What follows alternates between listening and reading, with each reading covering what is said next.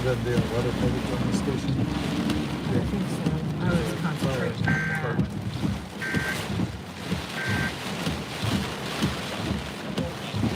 And Paradise Point and Bacon's Bridge will also receive word that Charleston International Airport has initiated a ground stop. Operation Stormwatch, presented by New South Windows. So we got Elliot coming back on the line. Thanks for calling back, Elliot. Appreciate it. Yes, sir. How are you? Doing good. Hanging in there. How about you? Got the phone lines back. I see. That's good. We're good. We're here at the airport. The wind's starting to pick up a little bit, but we're here. Got everything hunkered down.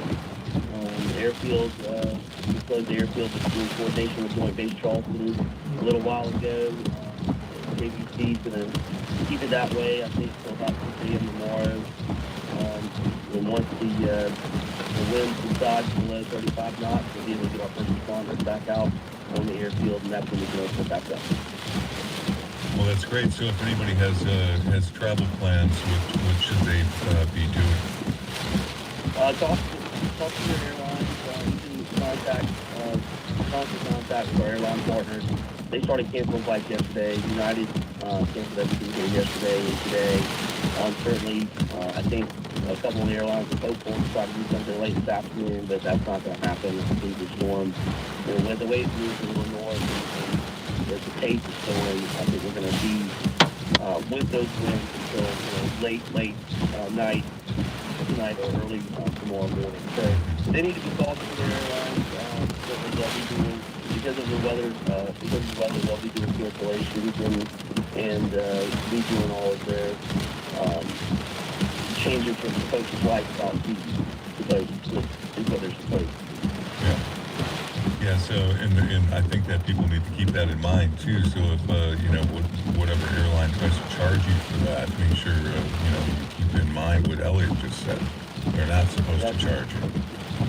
No, they're not. Not for weather delays and state of emergency. So the state of South Carolina is in a state of emergency currently. And I know there's been a federal declaration as well for us, Florida, and North Carolina, I believe Georgia as well. So, that certainly will count in, ideas that the airlines have if they think or they do the charge. Yeah, and, and that brings into question, like, Elliot, because people like to get a glance behind the scenes of how that works. So I'm sure you've been in meetings for quite a while now, hashing all of this out. And I think you said the 35-mile-an-hour winds is the cutoff for flights. Is that right? Well, the great thing about a hurricane is the good thing about it is you can see it coming, right? Right. So we've got plans in place, but certainly as conditions change, we're able to move and turn the ship on a dime. It's not like a tornado or one of those things that pops up on you. So for days ahead of time, we can prepare ourselves correctly. We've been meeting daily with our airline folks here in Charleston and with Joint Base Charleston and the FAA. Joint Base owns the runway, we own the apron, and so we do everything in coordination with Frontal next door. And once 35 knots, you can't put firefighting apparatus on the airfield. Standards for the first responders. That's a federal standard. And so you can't fight fires, you can't operate airplanes. And so that's why the airfield's closed. As soon as that you get below 35 knots, then we'll see when they get to the coast. Charleston closed till tomorrow morning. As Greenberg, I got this message, this would be former police chief Reuben Greenberg would say, I will take a hurricane over an earthquake every time, 4 days notice at least. Got that message from somebody who used to work with the former police chief, which we all remember made a whole lot of headlines and news during Hugo. I'll never forget, didn't he say, if they loot, you shoot? he didn't mess around. No joke. No joke. No joke. Elliot, thank you so much. Please keep us up to date this morning. I want to check in. We've got some weather alerts, our phones going off, and lots of bells and whistles happening with the approach of Hurricane Ian. And Brian Haynes is standing by. He is with the National Weather Service Charleston that just made our phones, frankly, ping, right, when it comes to the very latest with these flash flood warnings. Brian, what can you share with us this morning? Good morning. I know you're busy. Hey, good morning, everybody. Yeah, we are tracking Ian this morning, maximum sustained winds of 85 miles an hour. One thing I want to make sure to let everyone know of, currently we are seeing the outer center part of Ian pivoting around and down towards downtown Charleston. So that is the primary threat.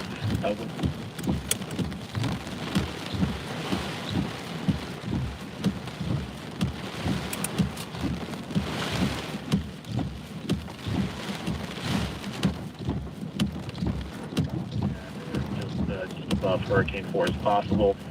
Looks like rainfall rates between, we've already gotten 1 to 3 inches in Charleston. This next band moving on, that's going to be the primary threat here from Ian. Looks like another 3 to 5, maybe even locally higher amounts of rainfall will be possible with that. Does it look like, Brian, we're seeing the eye wall come ashore, and exactly where can you talk about? Near the Francis Marion National Forest, it looks like, on the radar right now?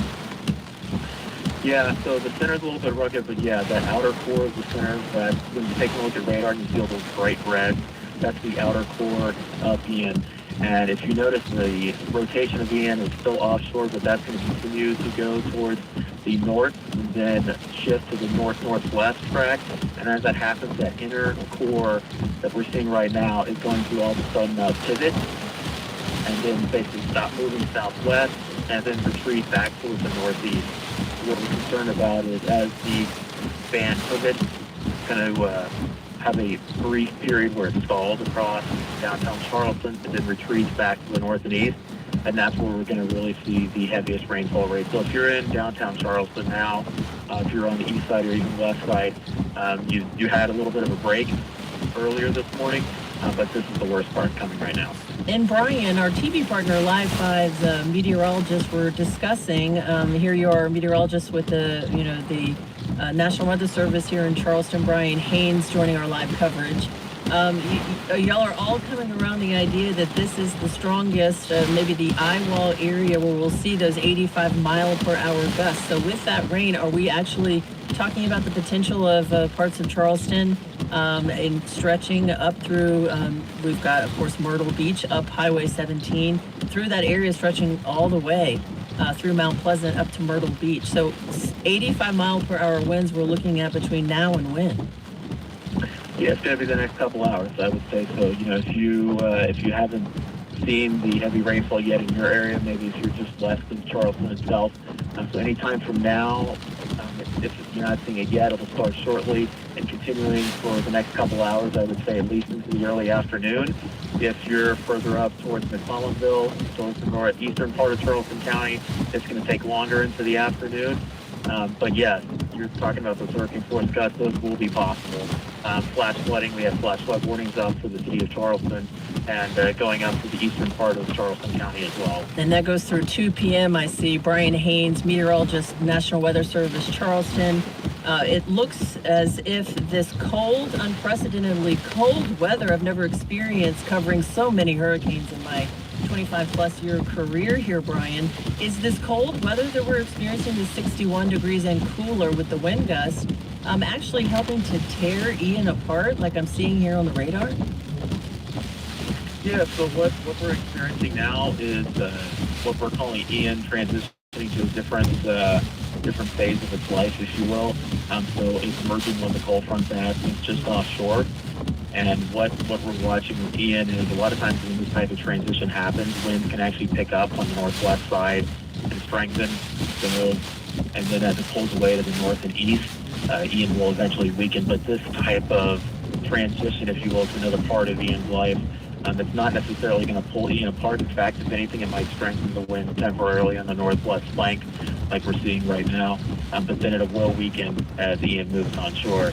But it is definitely different than what we're used to, I think, for a landfalling hurricane. Absolutely. So, Brian, lastly, I'm curious. We've already walked the timeline here up until 2 o'clock this afternoon. So, folks, please pack your patience. We're just seeing the beginning of this.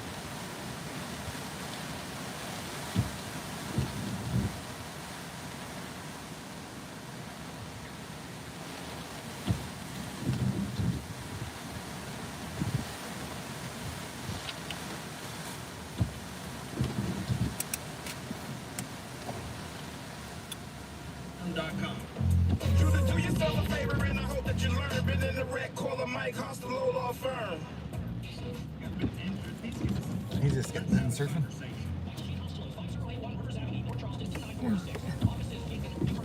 Nico has always been a leader, head of the curve, but his growth wasn't keeping up. So his pediatrician.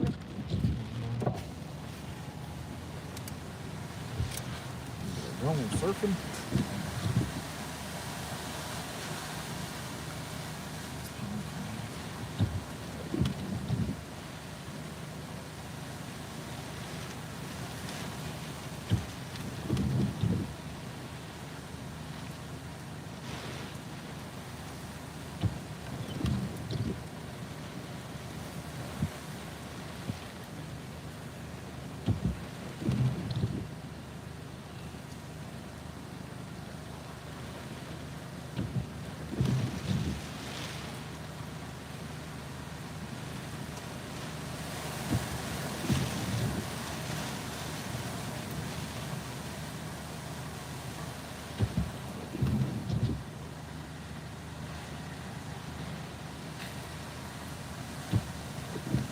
People out jogging in the storm too.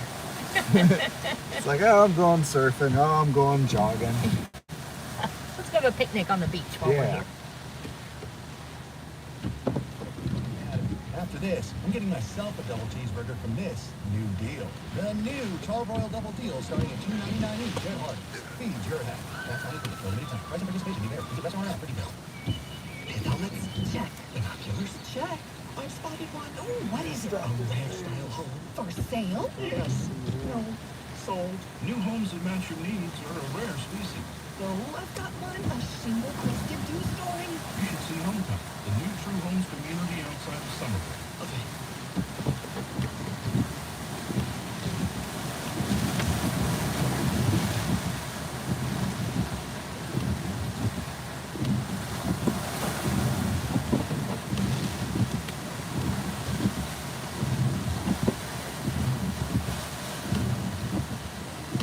They're getting a little bit better. Yeah. Like some of those awnings are gonna go, like that one up there that says poppies or poppies tacos.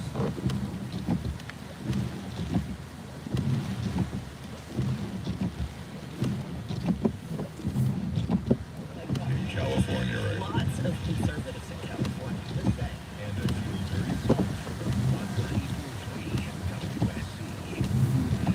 Operation Stormwatch. Broadcasting live via iHeartRadio Charleston stations, Q1045, 1035 WEZL's Rick Rush here on the line with us, as well as Michael Blaze. I'm Kelly Golden, 94.3 WSC. Did we get them all in there? Y1025? Did everybody? I think we did, and we have to bring up, you know, I'm getting these messages. We were not attacking the weathermen earlier. Good Lord, for weather, real. or weather ladies. Oh, dear. So we had a listener make a comment, and we were actually defending them and saying, you know, they always take the blame if the weather goes bad or anything. And I guess those comments were misconstrued, and somebody thought we were. You can't say anything anymore. I'm dealing with some crap now. That, you know what? I'm gonna go drive Uber here in just a minute. You got your biscuit that day. Well, when you do that, Rick, bring me this. I'm sorry. I I'm think sorry. it's going to be a Somebody- premium we can't afford. I know we're supposed to stay off the roads, but if you're going to be out anyway, I'm gonna text you my order. I'm gonna have to find a way to make some extra money. This is ridiculous. No, we did not. Bill Walsh is our friend. These guys are our friends. We respect what they do. It was a quick comment about how they always get blamed for bad weather, and I jokingly said that if it's raining, Bill's not going to show up because you guys are going to blame him for that. And if that it was somehow taken as I'm disparaging Bill Walsh during a storm, then I just give up. I'm giving up show business. Well, don't give up that easy. No, we need you for the next several hours. You have to have somebody with thick skin in this business. Yeah. Because there's always somebody telling you their peace of mind that, you know, what you did wrong, or what they don't like about what you did, or what you said, or what you played, or whatever. Sirius XM, I can't have any music on that stream. Nice views.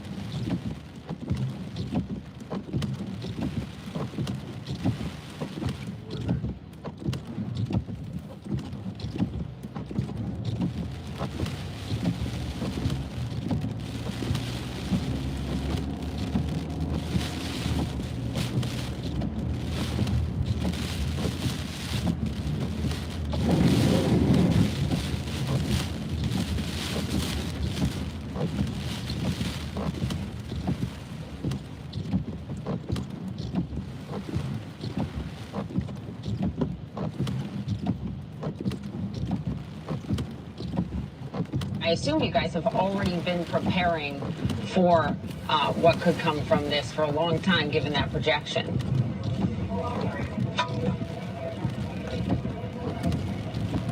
Absolutely. We've been right here in Charleston Harbor. Sea level rise is real. It's happening. We are preparing for it, but it takes time. We're elevating our low batteries out there, planning a perimeter of protection for the entire city.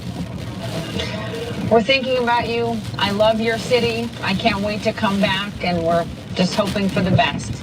Thank you, Mayor John Tecklenburg of Charleston. Soon, we'll be ready for you. I will. We'll Thank bring the kids to those beautiful beaches. Good luck. Jim. Great. Thank you so much. Hope you'll be ready for us too. It is a beautiful city. Well, officials in Florida who've already seen the worst of this, they're urging people to stay indoors and off the roads because of debris down power lines. Other threats lingering in the wake of the storm.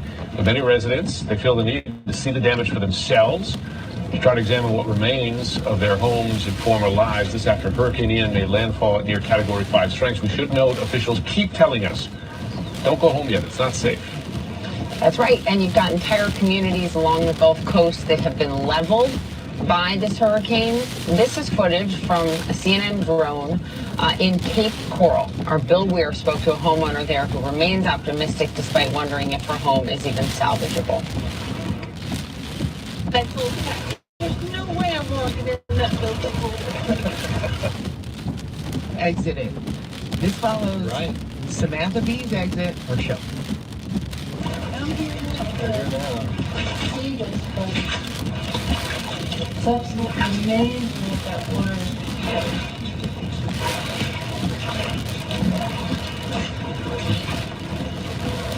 My goodness.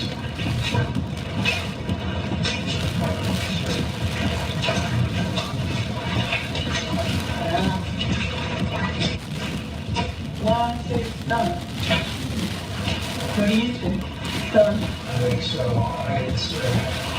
I know you're so hopeful. Like I said, these people were stalking us. Imagine that, walking into your living room and seeing so much destroyed. Those people will continue to bring you their stories. Still had another major story we're watching this morning. The Russian President Vladimir Putin has claimed this morning in a public ceremony that several Ukrainian territories are now, in his view, part of Russia, illegally annexing those regions. How the West is responding. Does that mean escalation? Is worse to come? We're going to ask those questions coming up.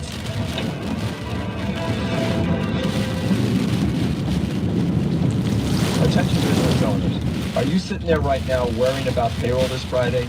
Will your customers' payments come in time to cover that payroll? Are you wondering, are my customers having cash flow issues? Are they going to file bankruptcy and we don't get paid?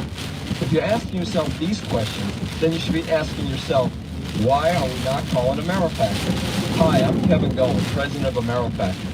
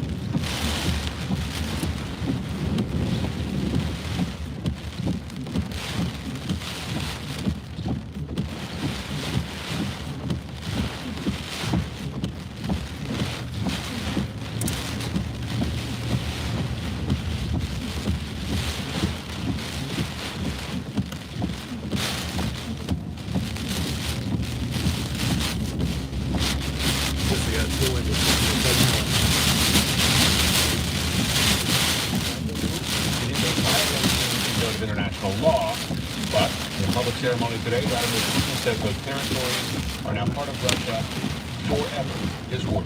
Reported Hurricane in Florida. Search and rescue missions continue there. The storm's on track to hit the Carolinas this afternoon.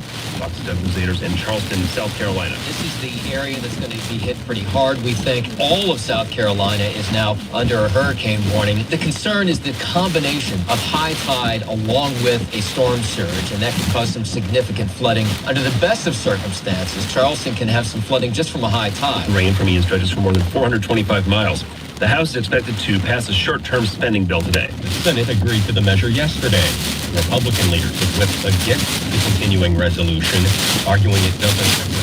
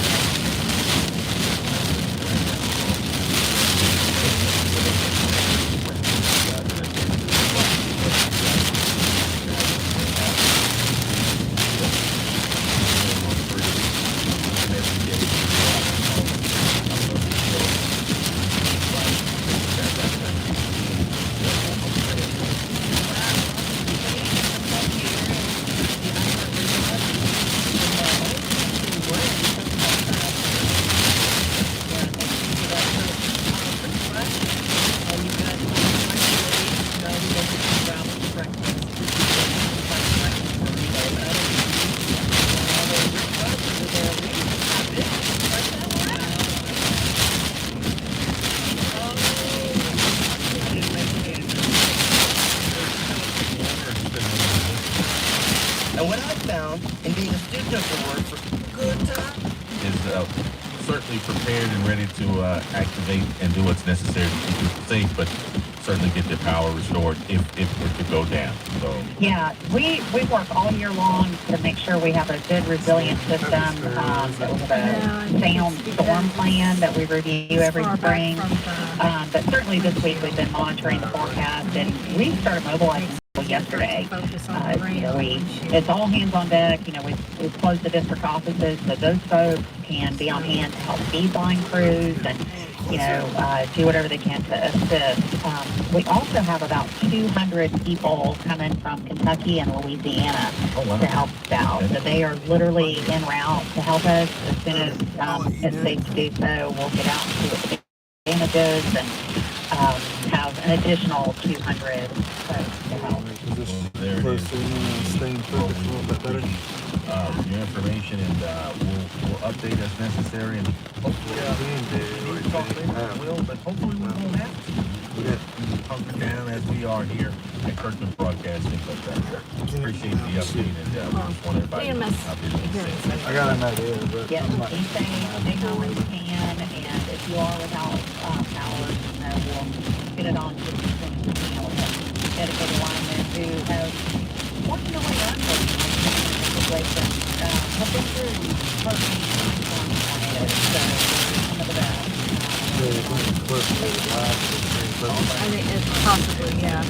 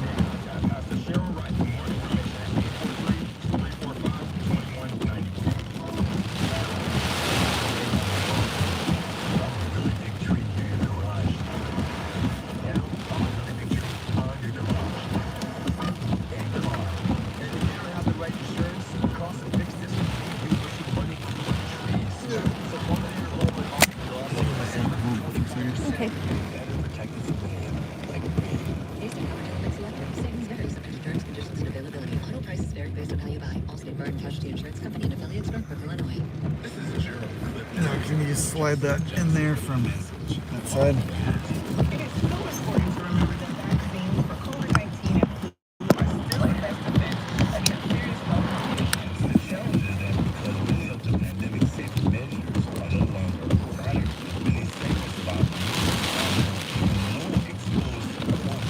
Is that better? Seems a little bit better.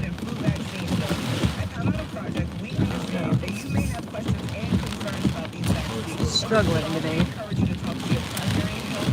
About what's best for you. So make sure you visit our website at myvaxsc.org to learn about how to schedule a vaccine appointment and find a clinic near you. Again, that's myvaxsc.org, where it's your voice, your vaccine, and your health. It's about being together for a healthy community.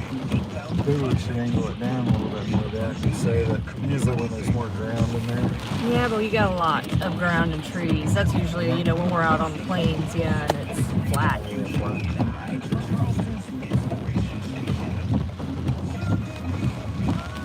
Yeah, that may be the best we can do sometimes.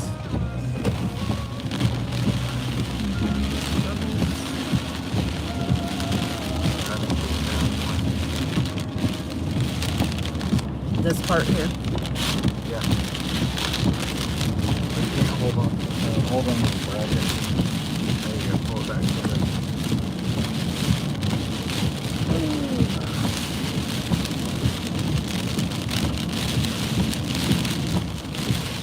About like that. Yeah. Like this better I think if the wind picks up a little bit, it's a little bit better. It's better than it was anyway.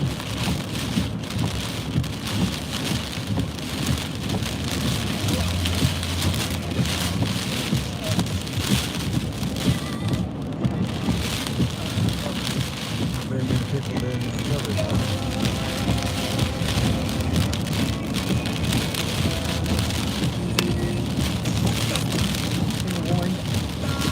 And the coming tide is within the next 30 minutes or so. We're looking at what, at 11, I believe 21.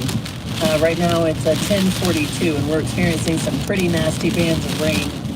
You gotta wonder where this is going to make official landfall here this morning when it comes to Ian, a Category 1 landfalling hurricane. Just questioning where it will be and when.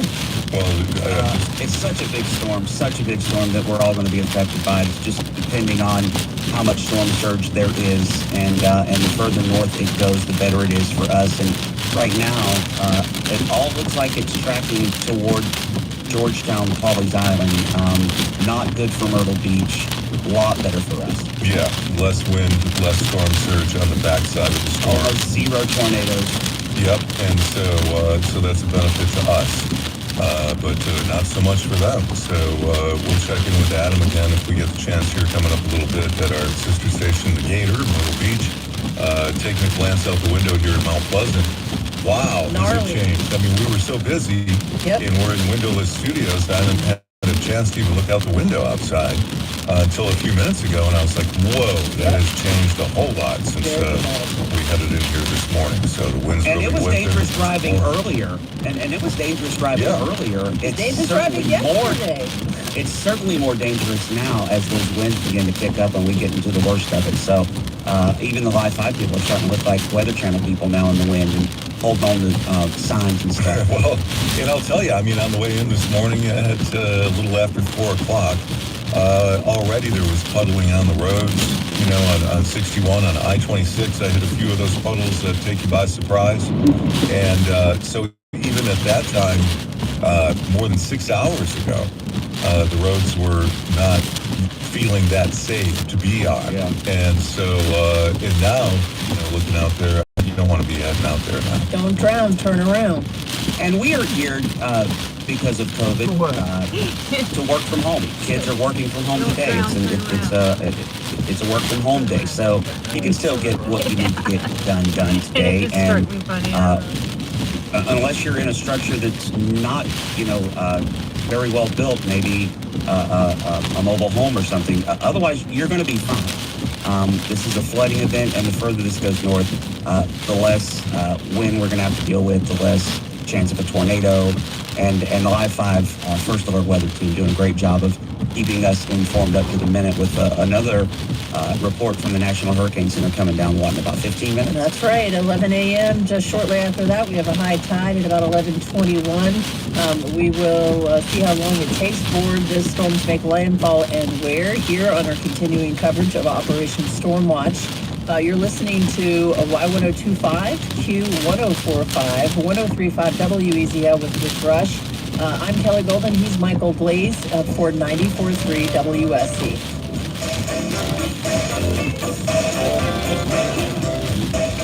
Yeah, it doesn't. It did on the.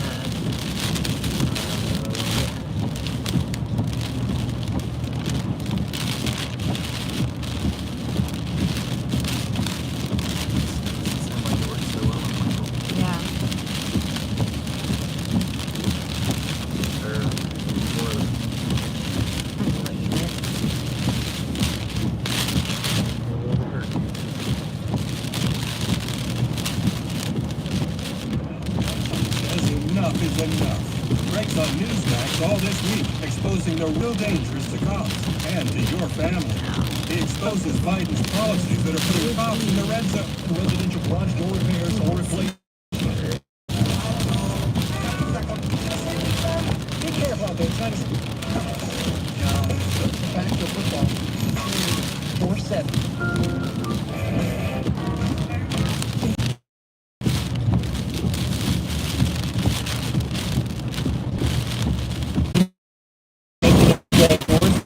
East the turn, heading toward up this here to neighboring Myrtle Beach. Well, people are losing power. Still get a text from my wife. Power is out in West Ashley. So power outages, different areas of power outages throughout the entire listening region. So just know, as Paul just said, I mean, they're working on it. We heard from Berkeley Electric a little bit earlier how they've got teams out there on standby. So just be patient and ride the storm out with us.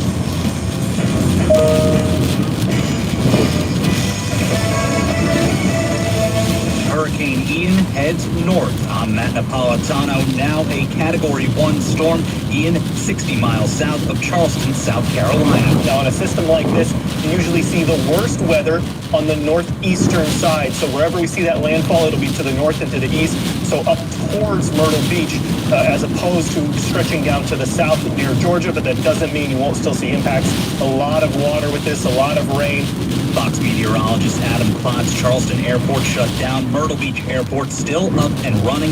No evacuation order put in place by Mayor Brenda Bethune in that city. I think mostly everyone has continued to stay.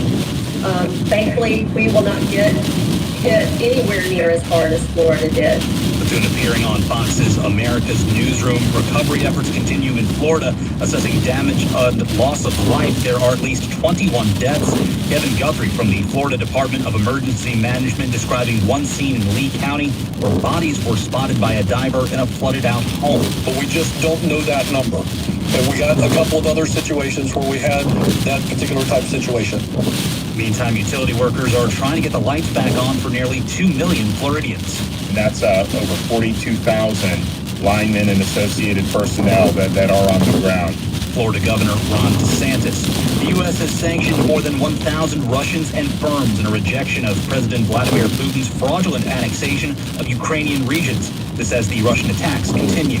Ukrainian cities and towns have been hit with Russian strikes, including missiles, rockets, and suicide drones, and some of the heaviest shelling by Russia in weeks. The worst hit was the city of Zaporizhia, which killed at least 25 people who were waiting at a civilian checkpoint and bus stop.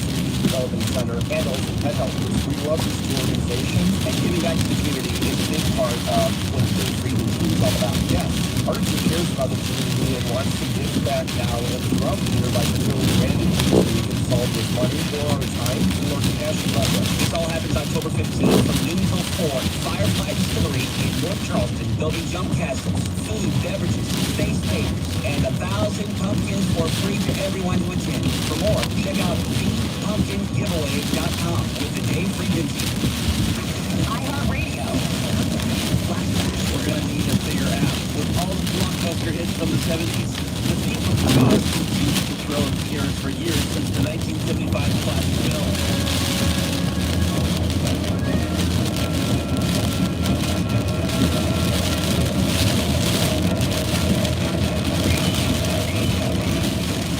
Great movie soundtrackers. Check out Popcorn Radio on the iHeartRadio app. Carrie and Ways in the Morning. Hey guys, thinking about the everybody's question that you posed. I think I would probably buy I start my Greyhound rescue operation every weekday morning 6 to 9 on 94.3 WSC. Now, low country traffic. Good morning, this is a special Hurricane Ian traffic update. Wind and rain continues to increase in and around the Charleston area as Hurricane Ian gets closer to making landfall. Right now in Summerville, we're still hearing that they've got some problems with standing water on Old Trolley and Dorchester, Bacon's Bridge and Creekside. Also Paradise Point at Bacon's Bridge. We also heard about a tree falling, blocking the right lane of Booze Hill at Summers Drive in Bridgeville, and utility lines down on West Ashley Circle, not far from Bees Ferry, knocking out the traffic lights as well.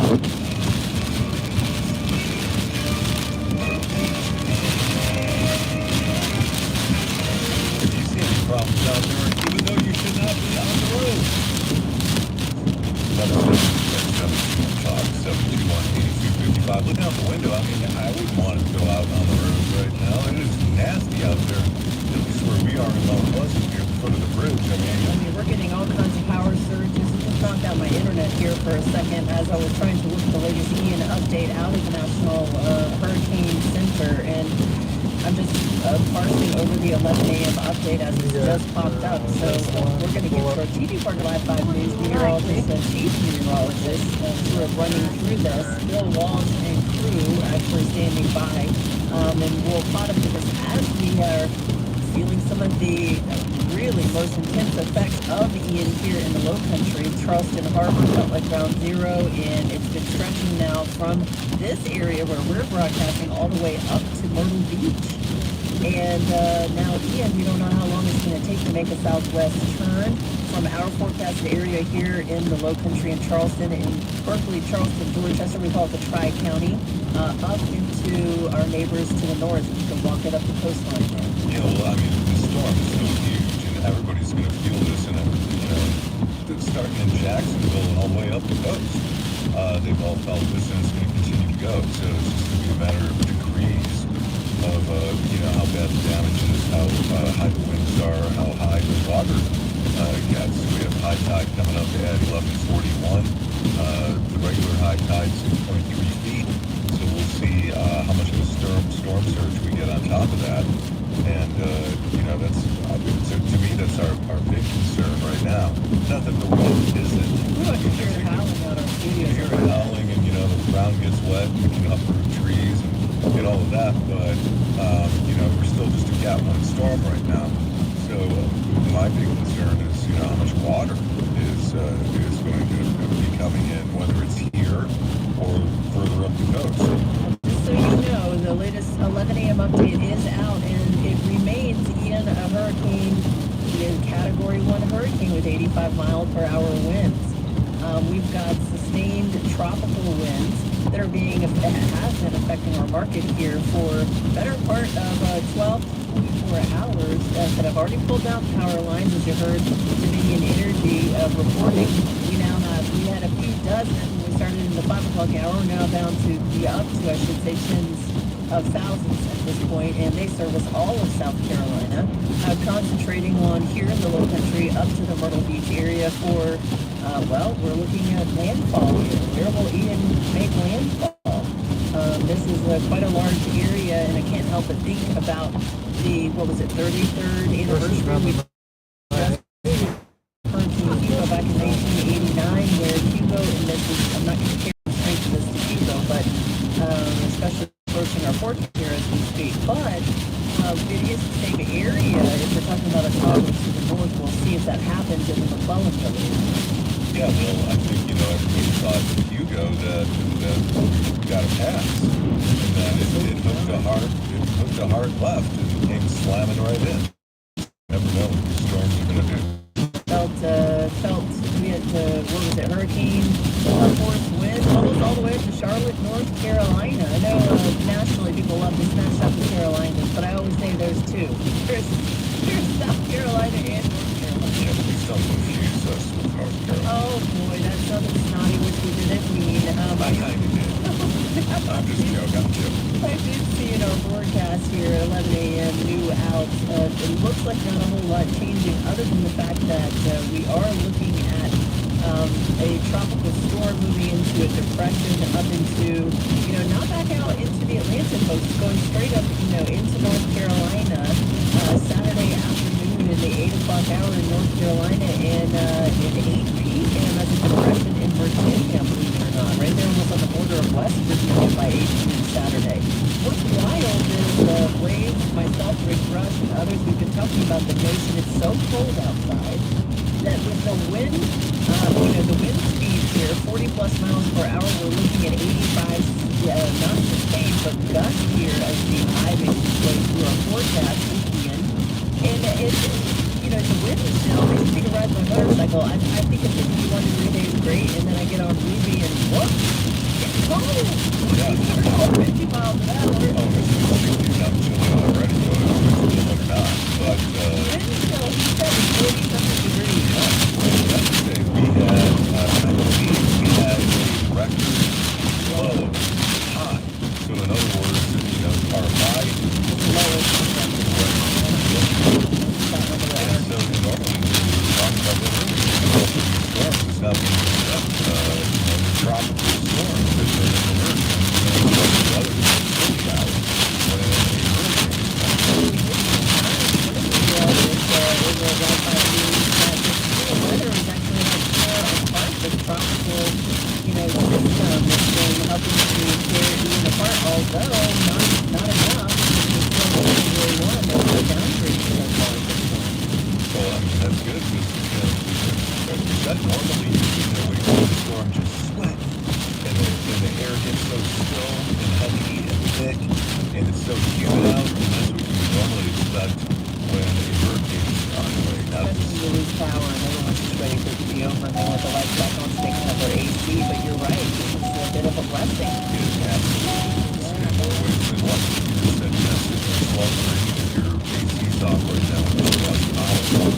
And this might very well help bring up the storm and make it not as severe as it would have been otherwise. Well, and we are still looking at Category 1, 85 mile per hour wind gusts Ian approaching the Charleston Harbor, could make landfall here a little north of us to the east. Timing is everything. We're still concerned about the coastal flooding as high tide is coming up at, I believe, 41 past 11. We're looking at a potential landfall with the IOT, the East Island, or Cape Romaine. Yes, to Polly's Island and Surfside, so, in Myrtle Beach. So, Ian, as we continue to track this here, is of a major concern to our first responders, all the folks who are standing by and waiting and watching, just like we are as well. But we're just getting started. This is going to be a slow road now to a possible and that's what we're doing. From that together to this slide here. The flip side, Joey Stoltzman, the chief meteorologist, also standing by, talking to each other. Hopefully it's about this 11 a.m. update when it comes to Chief Meteorologist Bill Walsh over at Live Labs First Alert Weather Center. Let's see here. See if we can bring them up quickly to see if they're giving us the very latest as push water back up into places like the coastline. And in particular, I'm kind of keeping a little bit worried about Georgetown County and Horry County just because of the onshore flow. Yeah, especially when you look at high tide, which will occur shortly, adding an additional 3 to 6, even 7 feet to that, especially east of the eye. That's where we get that dangerous flooding, especially happening very rapidly. It is right now. Let's take this pole and take a look at it right there. There's our course, the one that's been in Charleston all night, the one in northern Charleston County. This one up here, right here toward the Georgetown coastline, and then now south down toward West Ashley. So those are all flash flood warnings indicating that flash flooding is occurring. So be very careful. There's a tremendous amount of rain here with this band. This band right here has the gusty winds. This has the winds that could be close to upper tropical storm force or even hurricane force winds as it continues this way. Say you're back on over toward say Storm Watch South Carolina live here. For any 4 months with 0 down. Are you on a car you don't like? Get out of your own car and get those houses or that is worth. Best of all, those Volkswagen on lenders can get almost any one approved. So if you're interested in saving $2,500 on any new Volkswagen and financing at a super low rate for 84 months with 0 down, come see us today at Stubbs Volkswagen on Ashley Phosphate or StokesVW.com. you can get out the month for housing finance for 84 months at 8% APR with 0 down. But installed equipment includes $499.50 administration fee, negative equity finance. Operation Storm Watch presented by New South Windows.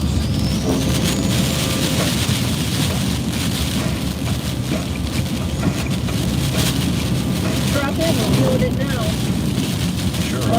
Yeah, 5 a.m. we started coverage here on your home for severe weather coverage from the sister stations. And appreciate you for tuning in to 94.3 WSC. Michael Blaze, I'm Kelly Golden, Rick Rush joining back in the forecast.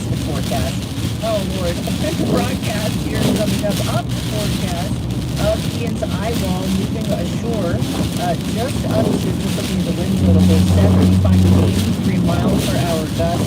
That 83 mile per hour gust just happened in Fort Sumter in the Charleston Harbor. Yeah, that's nothing to sneeze at, 83 miles an hour. Now, we're looking at some of the worst of this rain moving that we've seen since the onslaught of the heat here in the low country. In these woods, the wind has definitely got things in it. We have a top-off generator. Don't know how many other folks did the very same. We hope and pray so. We know these power outages are going to go up now that we're seeing some of the worst of this. We've been warning that this is expected to be the ugliest part of the income ashore here. We didn't know if it was going to be the peninsula of Charleston. We're still tracking it here this morning. And we'll check in with our meteorologist and we can imagine some confident weather. So it's a very busy morning. But they, as well as, of course, the National Weather Service Charleston, with continuing coverage. Because as the eyewall moves over, remember, if you were here during Kilo, as I was growing up in Summerville, the eyewall usually is some type of still, odd, very different, putting on the brakes. They fly hurricanes. How big it is, you see blue sky and the weather turns nice in between both sides. Pretty natty as the images of Ian's eye before it hit Punta Gorda up there in Florida. I saw that video. That was incredible. Where you can see the flashes of lightning. Oh, yeah. Yeah, that sort of drone view of it. I don't know if it's the satellite or what, but just incredible stuff. So, listen, we've been hungry. Rick's off eating biscuits. Mark says, thank goodness for Waffle House. Almost from down street, man. It's funny you guys talk about this weather science, how bad the hurricane's going to be if it's a Waffle House or not. And I looked back on my supplies last night and forgot that I had called the way home. When I get home, you guys mentioned Waffle House. I crossed my fingers, got my car. Sure enough, the Waffle House down the street for me, hot cup of coffee for everyone. And these men, they're going to be watching that need to be commended for going out with hurricanes and protecting people and make sure that we have all we need and give us the supply coffee at Waffle House. Thank God for the Waffle House. He said 17, I don't know if it's still open now, but he said that was earlier. He said 17 Main Road. We were talking about that earlier, whether Waffle House closed down, you knew that, that... It's like a couple town coming down or temporary coming down. Even more so, that we're going to be, if Waffle House was closed, in for it. And that is the real COVID thing. And now they have to weird, like to show up at different times of day and they're like, sorry, not serving. I mean, I've never experienced that in my life. So thanks, COVID, for changing rely on to Waffle. I'm glad to hear that they're still The Waffle House Fulfillment Center, I mentioned, as we speak, getting 83 registered miles per hour gust at the center. Also looking Folly Beach in your direction, you're getting wind gusts of 72 miles per hour right now here at 11:22 or so. I mean, we're looking at close to 60 mile per hour wind gusts. Oddly enough, almost the same wind gusts in North Charleston as we're feeling on Hilton Head. The same for Beaufort and the Isle of Palms, very interesting at about 44 miles per hour.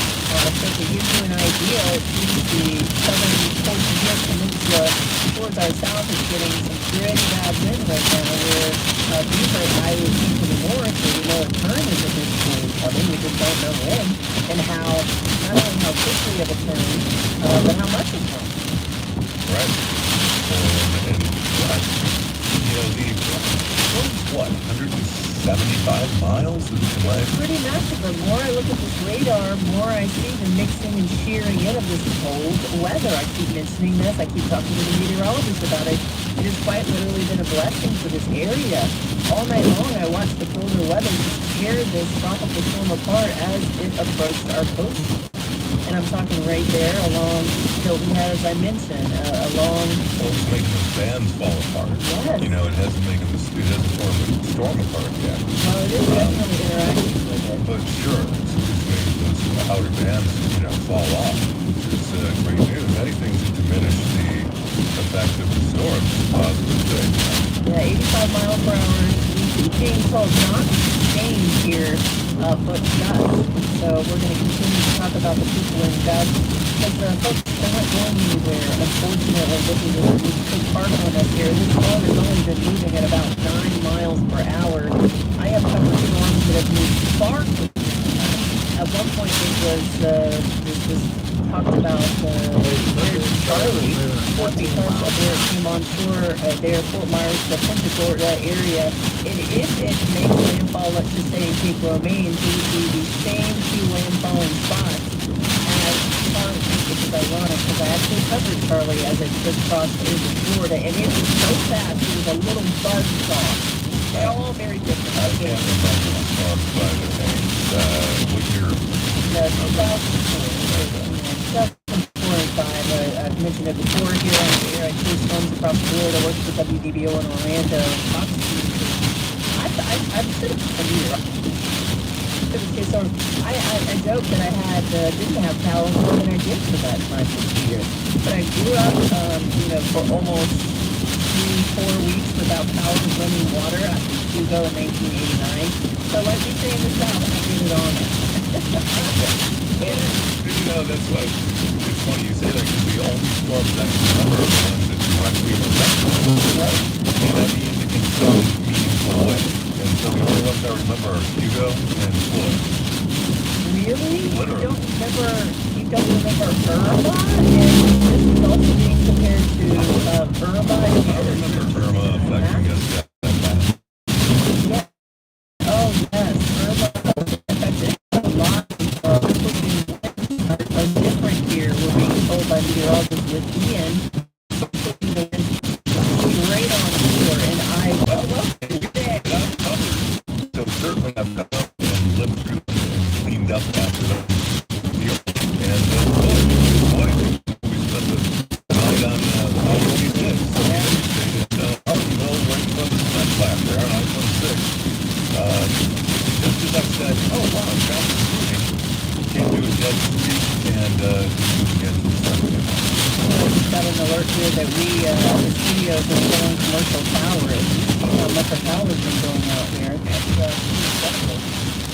So we're going to continue to track Ian work that we're feeling right now overhead. Frankly. And who knows for how long it's going to affect the weather forecast here.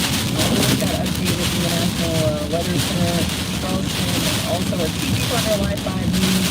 We've got meteorologist Bill Walsh on standby, as well as Joey. The whole crew's there. So, and they're all, by the way, when it comes to our TV partner, Live 5 news here in the Tri-County area. They're spread out all over, up the coast as well, to Georgetown, where we are now. We don't know when the storm is coming, we don't know the near direction and how long it's going to take. Like I said, it's been moving at 9 miles an hour, and at this latest update has not, I should say, gained in strength or lost. Hasn't been downgraded at all either. And the flood warnings remain in effect because we already had downed trees and flooding streets in the city of Charleston and beyond, where the mayor begged, please, for everyone to not make first responders get out in terribly dangerous winds like this because you didn't turn around and not drown. We don't need people driving on flooded streets. And traffic lights are out around town, body areas. It's a long event that's going to really test everyone's patience. And the last we want to do is put anyone's life on the line and cause more risk or damage because of these doing something done, right?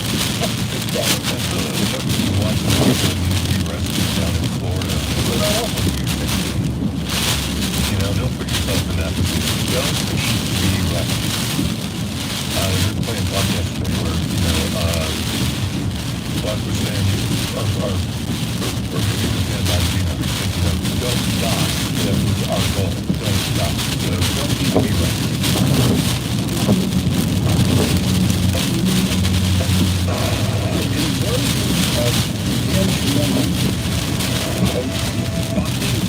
Foster.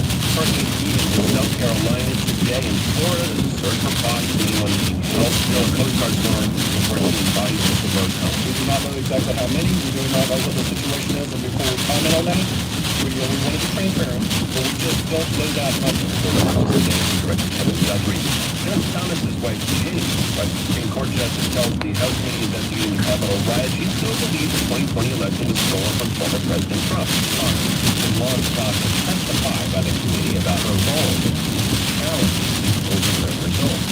Attorney says the client has concerns about irregularities in the election and her minimal and mainstream activity focused on ensuring enforcement fraud.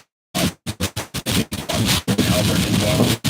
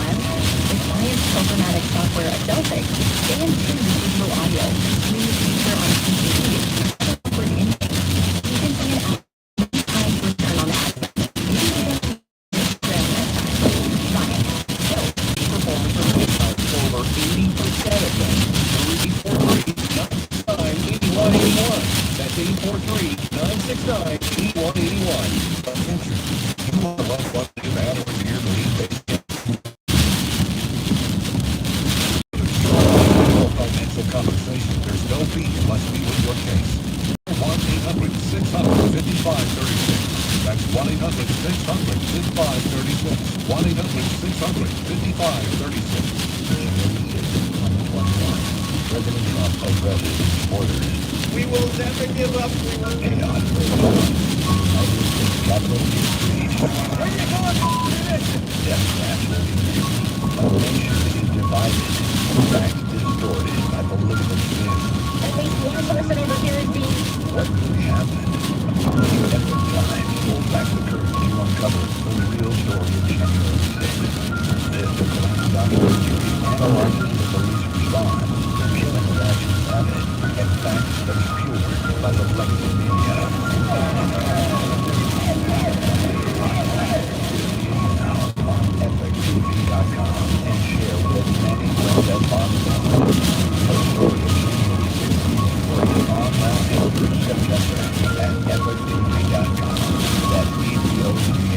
Trolley at Dorchester, Bacon's Bridge at Creekside, All Paradise Point and Bacon's Bridge.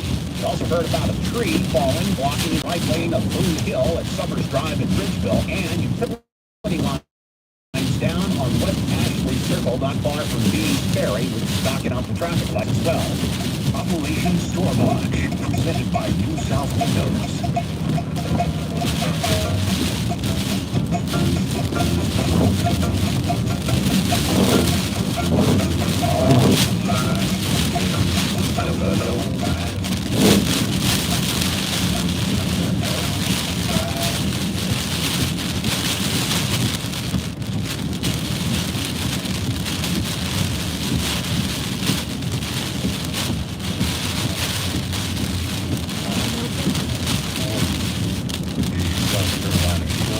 exactly sure yet exactly where the eye is going to come ashore.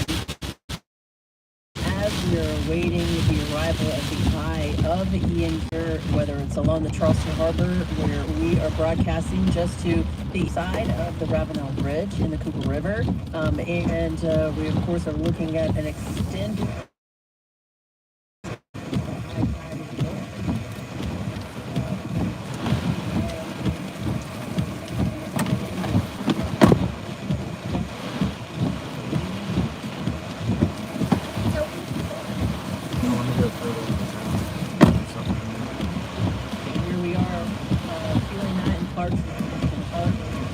we've got midday high tide mixing in as we speak.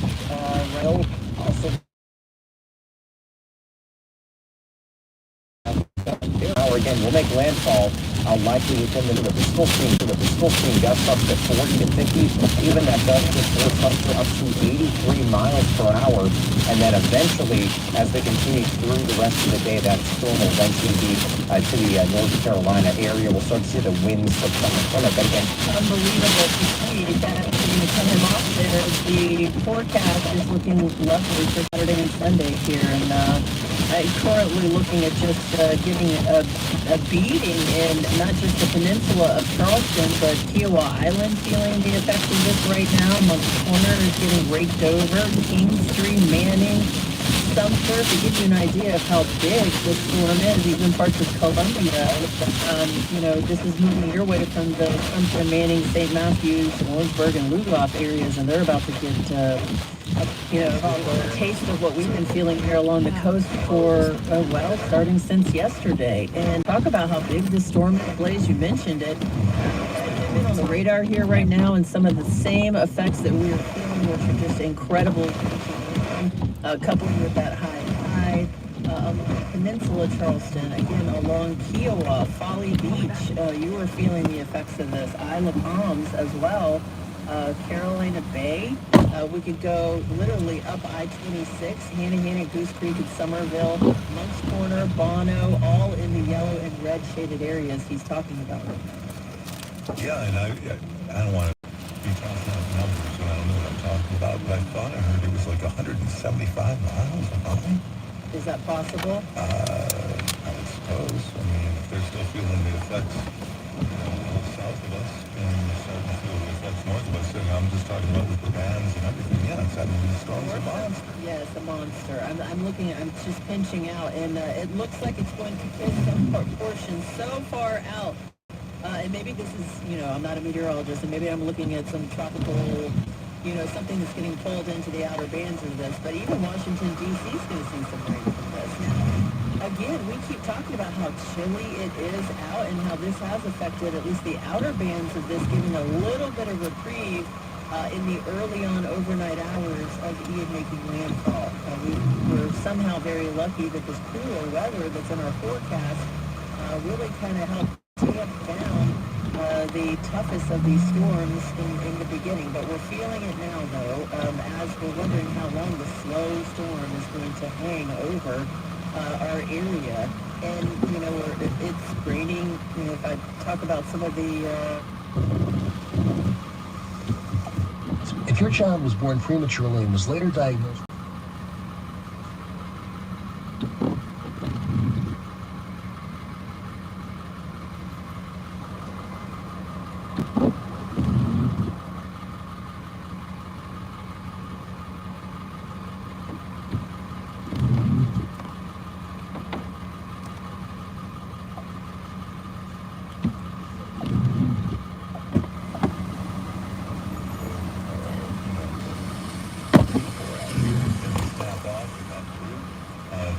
wet in the rain, and you start getting 85-mile-an-hour gusts of winds that can easily topple a tree, or in some cases, rip a roof off or whatever. So you don't want to be out there with that and it's all wet and raining sideways everywhere. Well, we know that you've done some surveying already, and no matter how much we beg you to stay indoors to keep our first responders safe as well and keep them off the roadways until it's safe. Even our airport is shut down here in Charleston until tomorrow morning. which gives you an indication on not traveling around, that it is dangerous right now. It's going to remain that way for a little while. So please, folks, I know even though we asked for it over and over again, there'll be people moving around out there. If you have moved around earlier, or you're seeing something outside your windows there, you are part of our live continuing coverage as well of Operation Storm Watch here along the South Carolina coast, very specifically near downtown Charleston. We are on the Mount Pleasant side, east of the Cooper here, that houses Patriots Point in the Yorktown, not very far from that. And we're going to continue to keep you up to date. Our television partner is over west of the Ashley. We have crews stationed not only right there downtown at the expected the wall to be breached with water. We'll see if that happens. Mayor said that himself, Mayor Haney, the city of Charleston's Mayor Texas out there earlier. In fact, we had him live in the battery doing one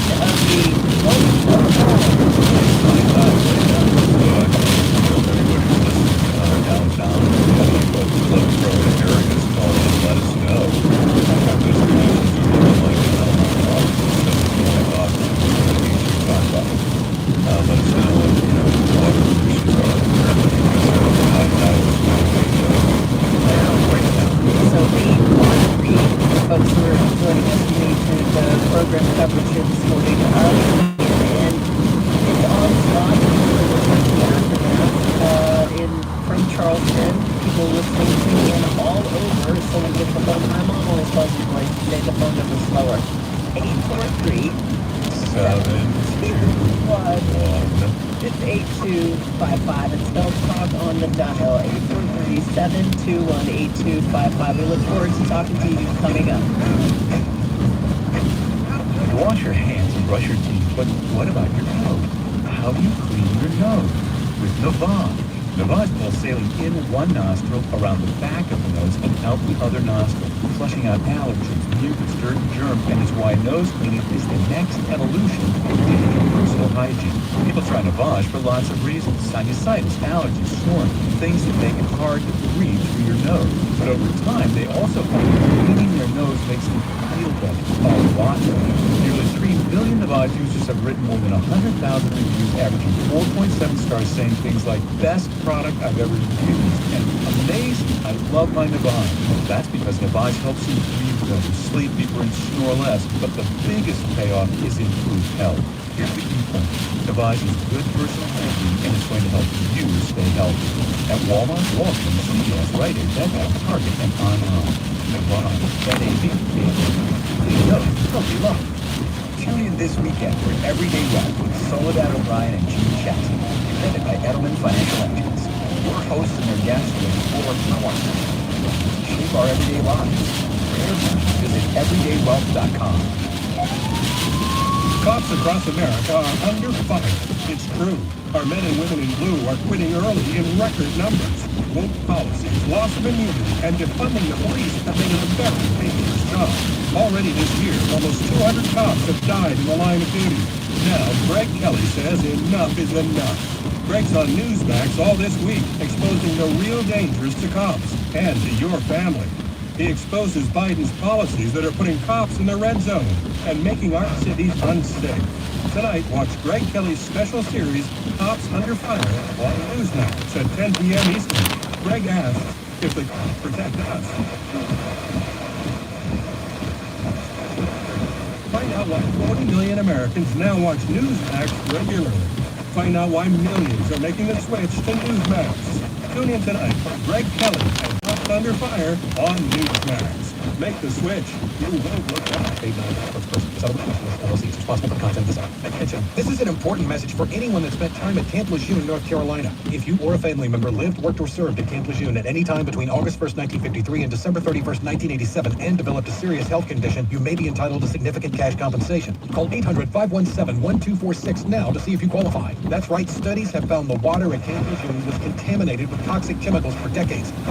Health conditions such as bladder, breast, or kidney cancer, Parkinson's, leukemia, and non-Hodgkin's lymphoma. Congress has approved, and President Biden has signed a new law allowing anyone that's spent time in the face affected by injury to seek the justice they deserve. Billions of dollars have been set aside by the government to compensate victims. If you you or a family member lived, worked, or served in Kansas during this time and developed a serious health condition, you may be entitled to significant cash compensation even if you were denied a disability claim in the past. Call 800-517-1246 now to see if you qualify.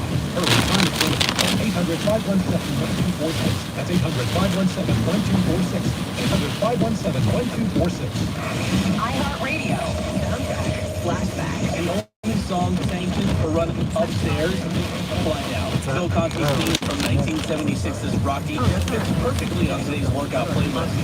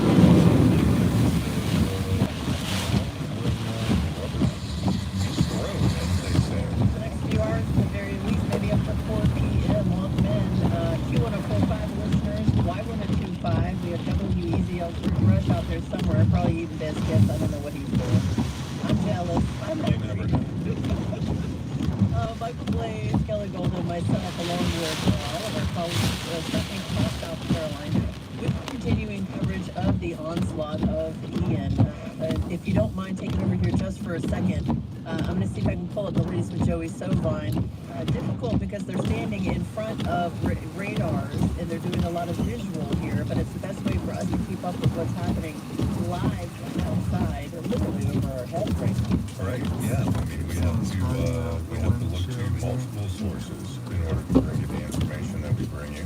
High tide is happening right now. Actually, you know, it started at 11:41 was the peak. So now we'll start moving into the low tide cycle, which is good. You know, means the water's moving away from us. But right now is at high tide, and I still haven't heard any word yet on the storm surge or you know, how bad. I know that. Well, Joey here is saying, let's tune in real quick here, because Joey here is saying that the storm surge, he says really the falling rain being parked over possibly for the next 2 hours of the Charleston Peninsula is what he's most concerned about. Take a look. With the very latest on Hurricane Ian as it approaches our coastline, landfall within the next hour and a half, more likely, most likely, and we'll take a look at that on the radar in a second. But I want to start out with this shot in downtown. You know, let's make out the sheets of rain blowing by. This is MUSC at the Rutledge Towers. This is Calhoun Street, and it's underwater, folks. I know you can't see it. He's describing their camera, and it literally almost looks like a drone view of downtown Charleston, and you got Calhoun Street underwater there in the medical district, which the mayor predicted, which happens often here in the Low Country. All across Charleston County right now, and we have a parked rain band over downtown. Now, one thing that's going to help out is that we aren't seeing extreme flooding as far as the tide is concerned. The wind is out of the north. Look at that. Wind arrows pointing the right direction. If you don't want to get extreme tidal flooding with a landfalling system, you, of course, have the others. We are watching this around Bulls Bay. A little bit of a push of that water on the backside of Louise right now and toward the Isle of Palms, but then toward Sullivan's Island it turns back offshore, as that's that counterclockwise flow that we see with this storm. So that onshore flow starts essentially at Bulls Bay and then north to Winyah Bay and then up into Litchfield Beach and Polly's Island, Surfside, Garden City area as well. That's where the onshore winds will kind of promote that surge pushing inland from the ocean. Now, look at the wind gusts. Check that out. 53 miles per hour just reported. Not at the beaches, but that's inland in North Charleston at the airport. 50 miles per hour in McClevenville.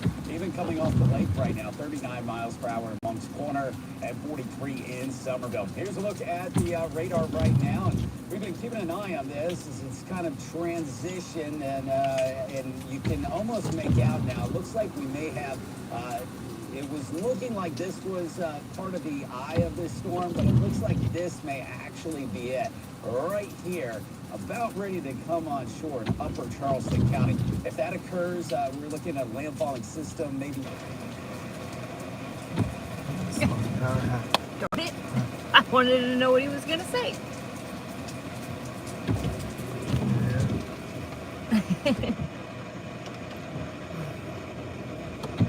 They get knocked off.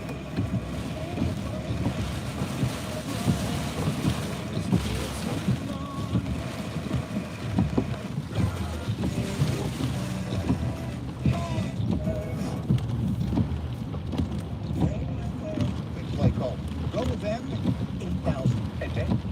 So just suffice it to say, don't let your head go. That's the part. That's the part. I have a rubber.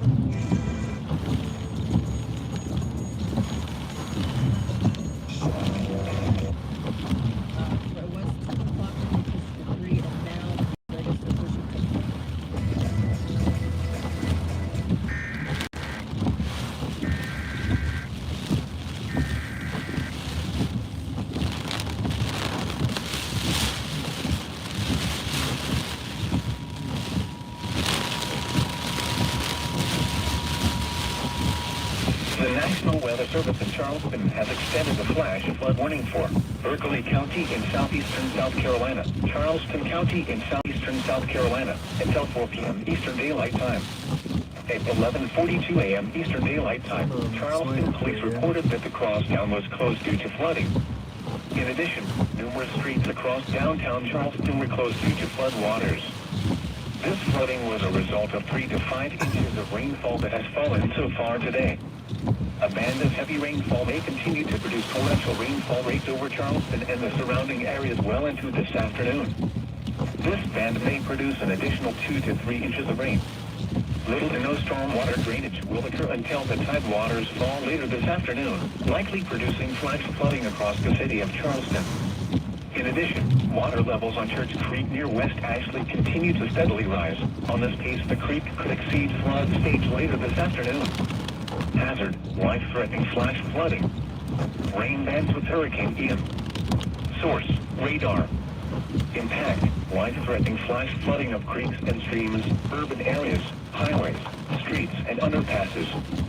Some locations that will experience flash flooding include North Charleston, Mount Pleasant, downtown Charleston, James Island, West Ashley, Daniel Island, the Interstate 26, Interstate 526 interchange, Fort Sumter, Johns Island, Isle of Palms, Folly Beach, Sullivan's Island, Charlestown Landing, Charleston Naval Complex.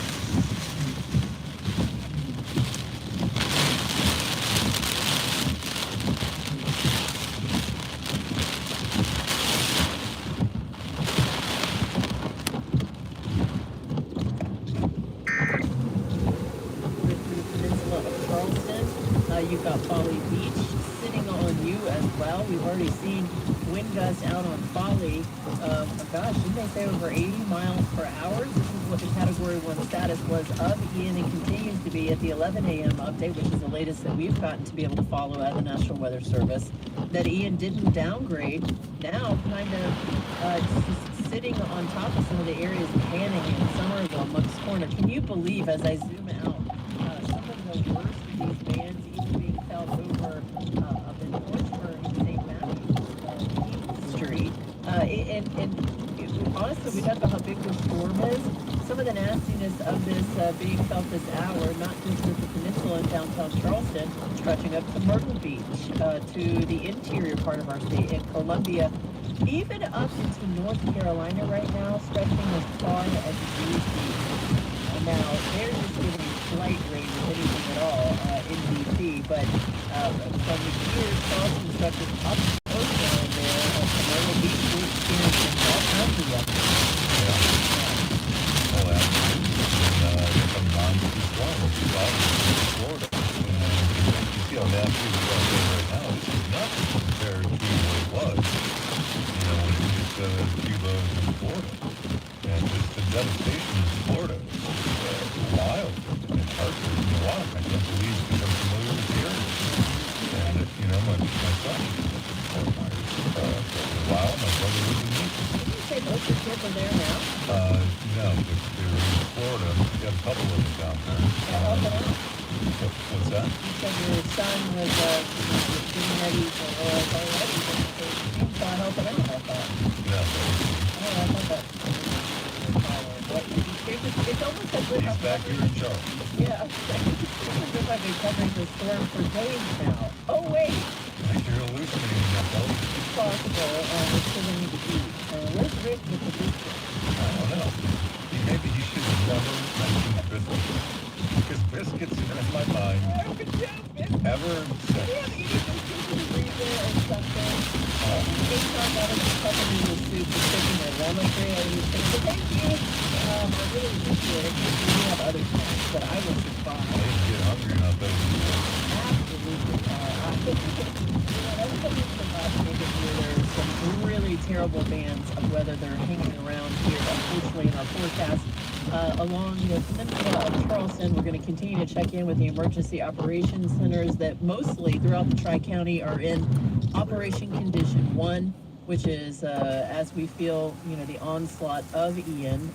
Fortunately, we're approaching noon here, folks, and not expecting this maybe to be wrapped up in our forecast before 2 p.m. So if you're feeling drenching rain right now, please be aware, because no, we don't want anybody going anywhere, but if you need to escape dangerous flood waters, we saw it unfold in Florida like we did, sadly, along the path where Hugo came in McClellan, where people had to beat a hole in the ceiling and put their children up there to safety to escape from floodwaters. So the Florida situation will continue to unfold. We'll hear from more coming up.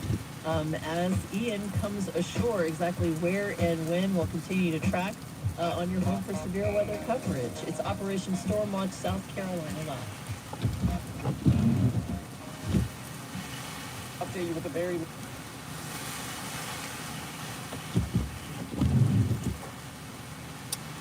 It's going to go in there south. Kind of hard to tell. It really is. I've been watching it going. Wobbling back to the northwest.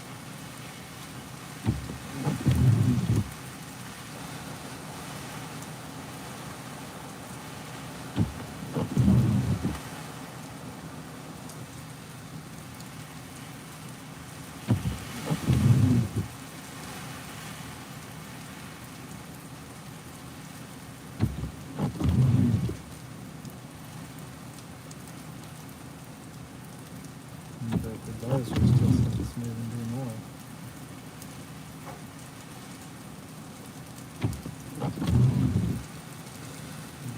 North at 14.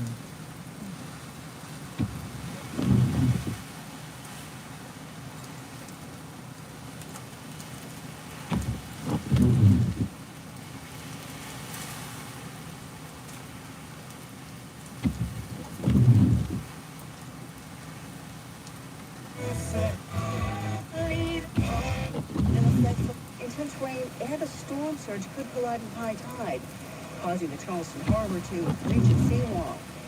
A state of emergency is in place, with flooding a major concern. For NPR News, I'm Victoria Hansen in Charleston, South Carolina. The full scope of Hurricane Ian's impact on Florida this week's far from clear. Nearly 2 million people without electricity. St. Cleves was going to ride out the storm on his sailboat in Fort Myers, but decided to get to a shelter, and he was one of the lucky ones. A lot of tragedy, a lot of these people stayed at the second floor and watched it all. An event happened that we couldn't stop. We couldn't stop it, we couldn't prevent, we couldn't do anything about it. We just watched our boats get destroyed. The death toll in that state is still uncertain. Authorities say the combined number of confirmed as well as unconfirmed deaths from the hurricane is more than 20. Ukrainian officials are reporting a Russian missile attack on a humanitarian aid convoy that killed at least 25 people in Zaporizhia, one of the regions Russia's just annexed.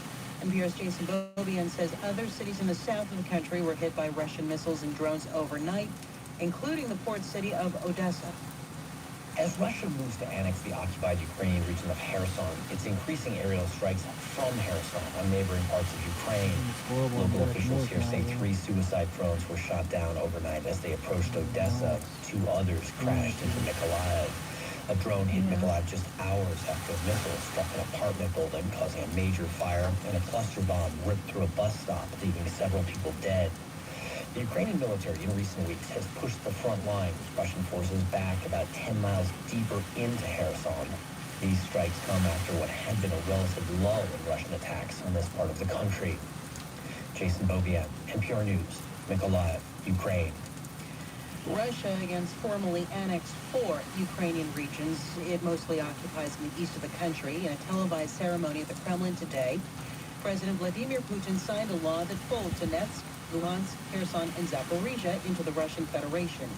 Ukraine and the West recognize none of it. The Allies accuse Russia of attempting to legitimize its actions by directing proxies in the regions to force votes for annexation. This is NPR News. And this is South Carolina Public Radio. From the South Carolina Emergency Management Division, on behalf of the Governor's Office, state government offices in the following counties will operate on modified schedules for today, Friday, September 30th, 2022. Allendale, closed. Bamberg, closed. Barnwell, closed. Beaufort, closed. Berkeley, closed. Calhoun, closed. Charleston, closed. Cherokee, closed. Chester, offices closed at 12. They just closed 4 minutes ago, 12 o'clock. Chesterfield, closed. Clarendon, closed. Colleton, closed. Darlington, closed. Dillon, closed. Dorchester, closed. Fairfield, closed.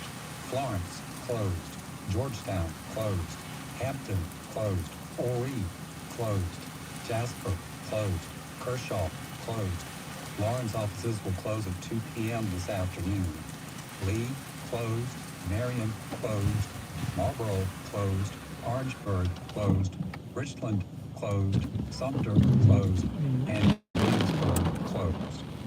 Visit scpmd.org/closed for more information. And for weather information, go to scptv.org/weather. You're listening to South Carolina Public Radio with a time on Friday afternoon. It's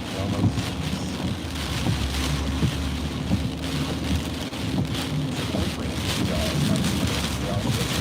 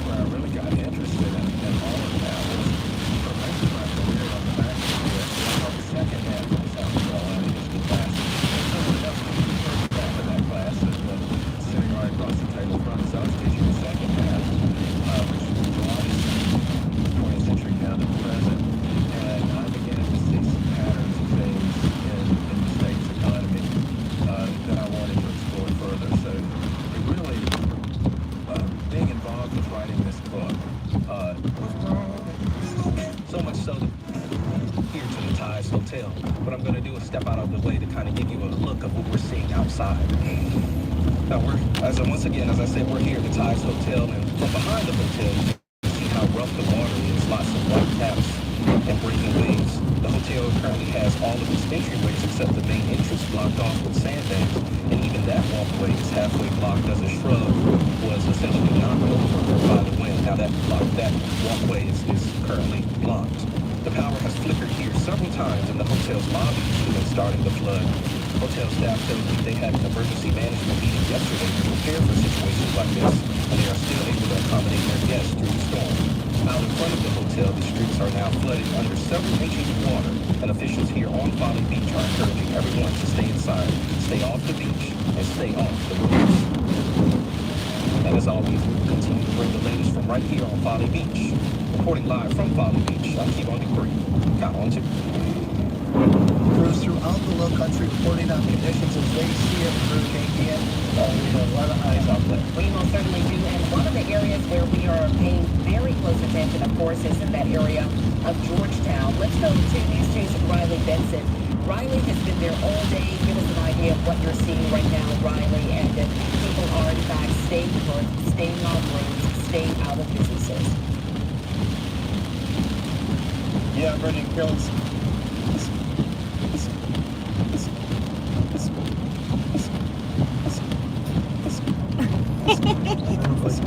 During the storm, we have some difficulties there talking to Riley, but we'll get him back and we'll talk to him about the conditions that we are seeing in Georgetown County. We know we are experiencing a lot of the same conditions you're probably experiencing at home. We spoke with Paul Fisher of Dominion Energy. Paul told us about 21,000 across South Carolina, but 15,000 of those people without electricity right now are right here in Charleston County. So certainly we know that we are feeling some of the most dramatic effects of the storm. We, in fact, have received our own power bumps here at the station.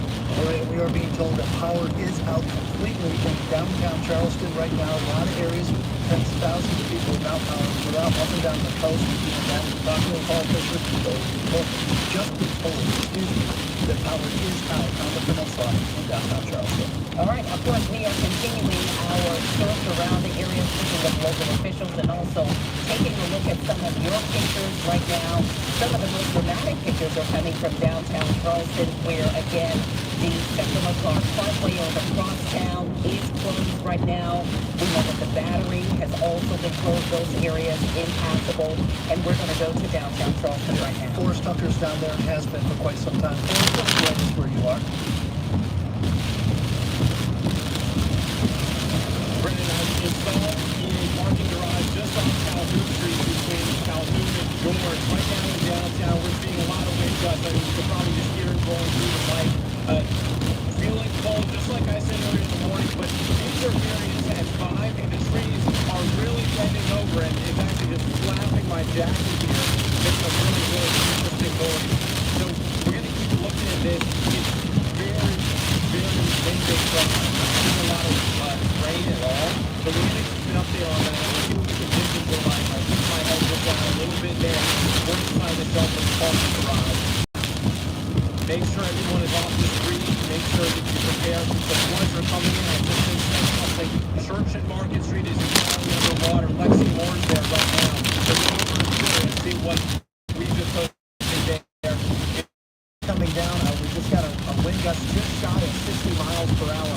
It came in at 59 miles per hour, and we just got an 80 knock and Yeah, it looks like the center Johns is kind of starting to fill in a bit. We're seeing maybe some more wraparound. And a lot of that has to do with the fact that as radar looks out at these storms, it doesn't see all of the storm, but now it's getting closer, so we start to see all of the storm at the back end is starting to show up. I know a lot of you have lost power, and eventually you go to power2.com.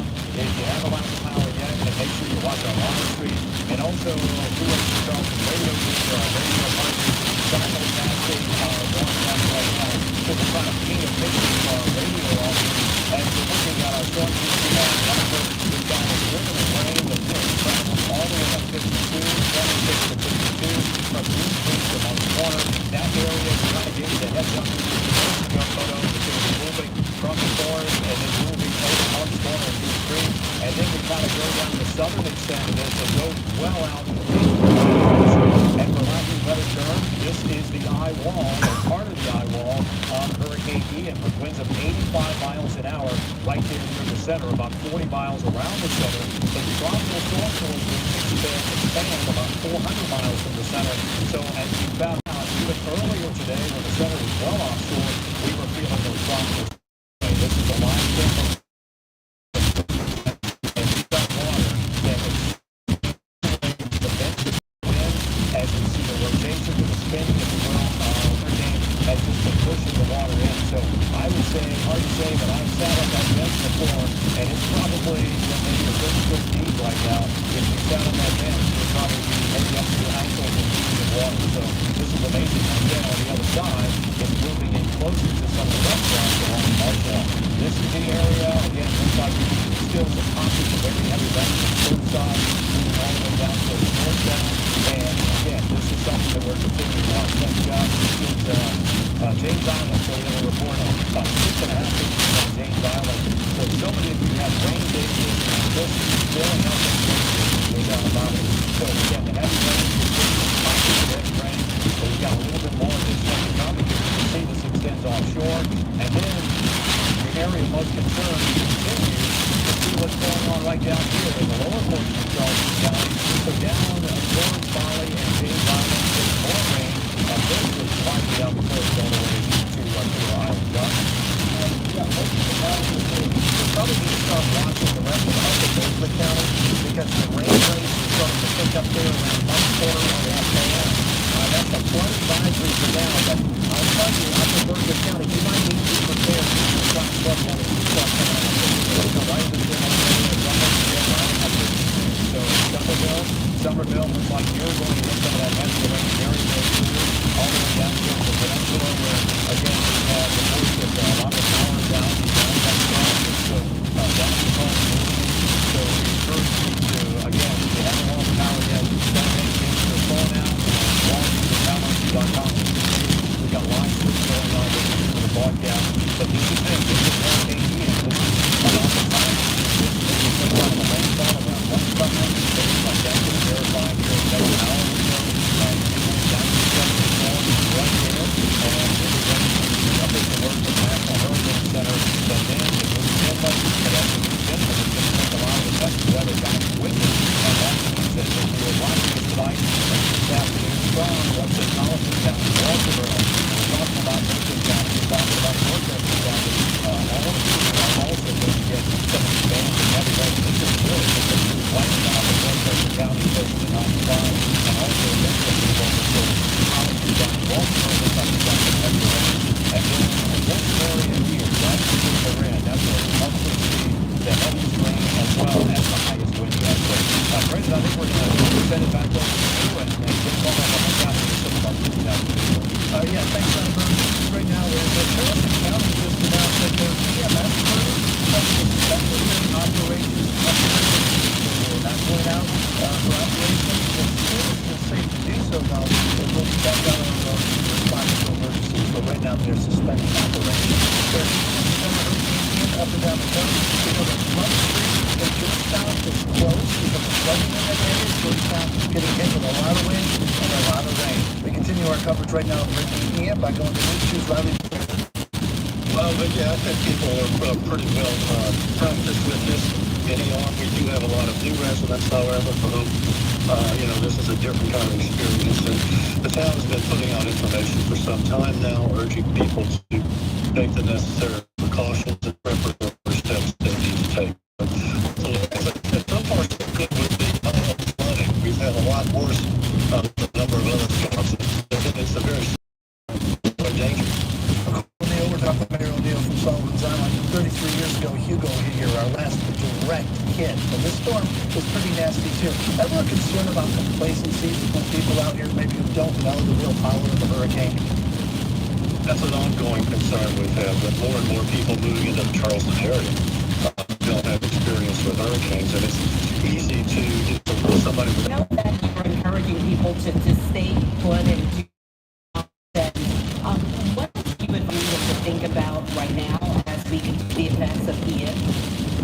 Well, I think right now, the best thing to do, certainly don't go out to sightsee for any time soon. Because again, the power blinked off where I am and actually it's off now a little while ago, so we don't know what wires or what live wires are down in the street. So we want people to stay inside, stay safe. You say you do not have power right now? At the moment, I don't know. Okay. Mayor Patrick O'Neill summons out. We certainly appreciate your time. Please stay safe out there. Thanks, folks. Take care. We appreciate it. Thank you. All right, and of course, you just heard from Mayor Patrick O'Neill that he, in fact, does not have power. We spoke with Paul Fisher of Dominion Energy a short time ago, and he said that though power is out across South Carolina, most of it actually is in our local area. More than 15,000 people, and that was about 30 to 45 minutes ago that we spoke with Paul Fisher. So, of course, we will continue to speak with our utility partners and find out the situation. We, of course, want you to let us know what's happening at your home and let us know if you, in fact, don't have electricity. Certainly nothing that we can do about it. We invite you to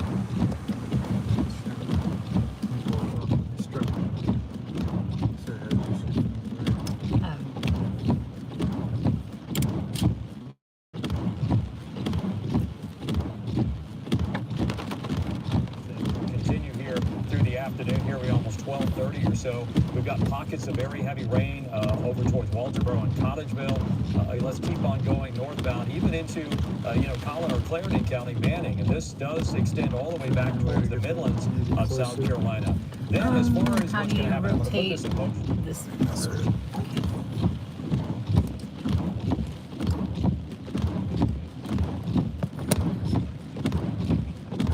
As close as we can get in there.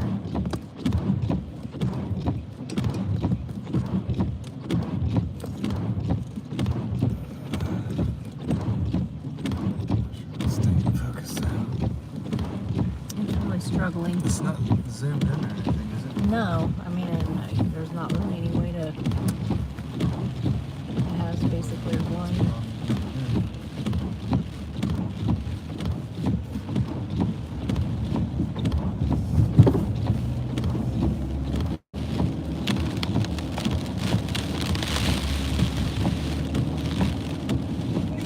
Chevy Silverado 1500 Crew Cab for just $40,999. And get this, qualified buyers put zero down and make zero payments for 90 days. Remember, we'll buy your car for cash, even if you don't buy a car from us.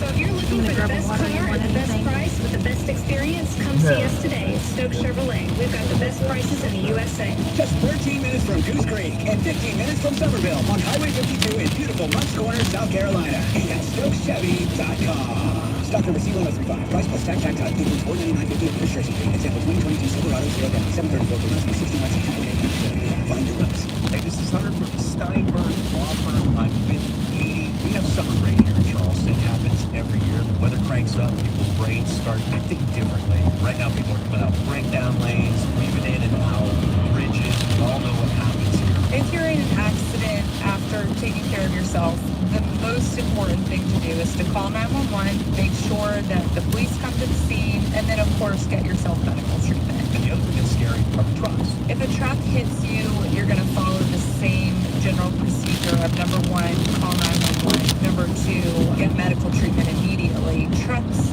have a whole different set of regulations and laws that apply to trucking accidents, which we're familiar with and we can navigate. And at Steinberg Law Firm, there's no fee unless you win. Correct.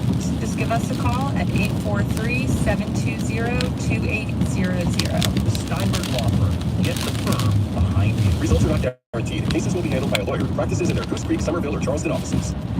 This is Travis Westbury from Stokes Mazda on Ash Phosphate Road. I need your trade-in, and I need it today. I've been authorized to spend $1 million to give you extra love on your trade-in. So no matter what you've been offered for your old car, Stokes Mazda can afford to give you more for your trade-in. Now is the perfect time to get all the money for your old car and upgrade to a super safe new Mazda. Every Mazda in our lab has received awards for the highest safety rating, and Mazda is one of the world's most fuel-efficient automakers, which means more money in your pocket. Plus, you can finance select new Mazdas at 1.9% financing. Best of all, at Stokes Mazda, we've got a great selection of new Mazdas in stock and arriving daily. So if you're interested in getting over and above what your old car is worth towards the purchase of a new super safe Mazda, come see us today at Stokes Mazda on Ashley Phosphate in Uniform, North Charleston, or call 767-1600 or click StokesMazdaUSA.com. Looking for the deal that's gonna give you more.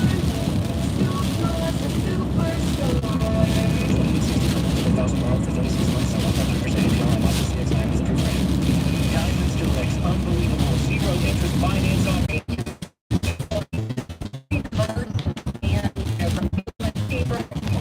We did have about 200 people en route to get out, so the cavalry is coming.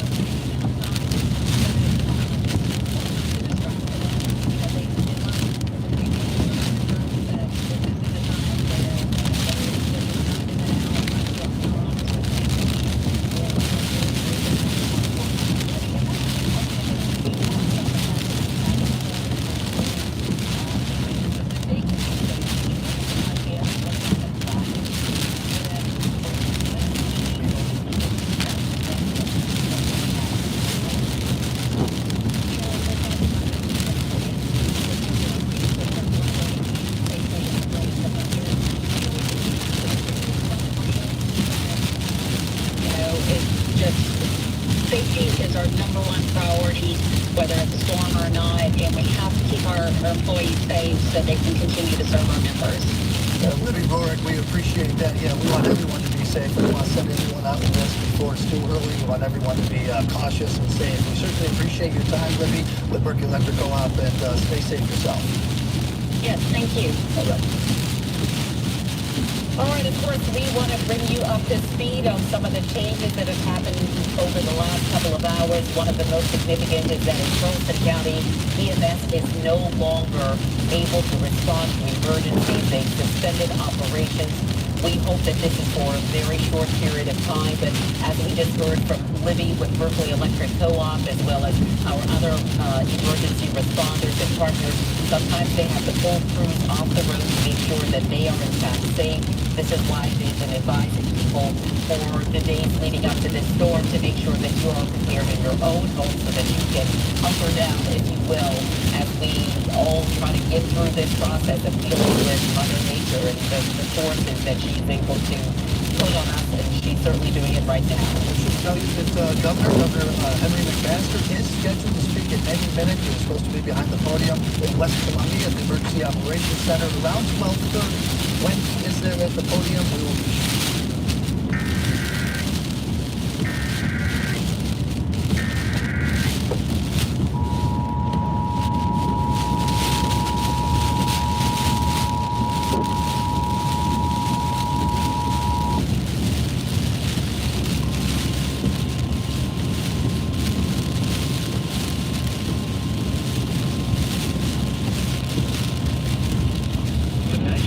Service in Charleston has extended the last flood warning for Charleston County in southeastern South Carolina, Collin County in southeastern South Carolina until 4 p.m. Eastern Daylight Time. At 12:31 p.m. Eastern Daylight Time, Doppler radar indicated bands of heavy rain associated with Hurricane Ian nearly stationary across southern Charleston County early this afternoon. Between 5 and 8 inches of rain has fallen so far today between Rancho and Lacrosse, Johns Island, and Folly Beach. As the band lingers into the mid-afternoon hours, an additional 2 to 4 inches may fall. The expected rainfall rate is 1 to 2 inches in 1 hour may continue through early this afternoon. Flash flooding is ongoing or expected to begin. Flash flooding caused by rain bands associated with Hurricane Ian source radar. Impact: flash flooding of small creeks and streams, urban areas, highways, streets, and underpasses, as well as other poor drainage and low-lying areas. Some locations that will experience flash flooding include Edisto Beach, Johns Island, West Ashley, James Island, Hollywood, Palm Beach, Ravenel, Sea Rock Island, Kiowa Island, Macon, Rockville, Bears Bluff, Youngs Island, Guatemala Island, Adams Run, Edisto Island, Jackson Borough, Bennett's Point, Dillion and Heritage Preserve, and Cadwell's Crossroads. Turn around. Don't drown when encountering flooded roads. Most flood deaths occur in vehicles. Flooding is likely in low-lying coastal areas where high tide will inhibit runoff of heavy rain.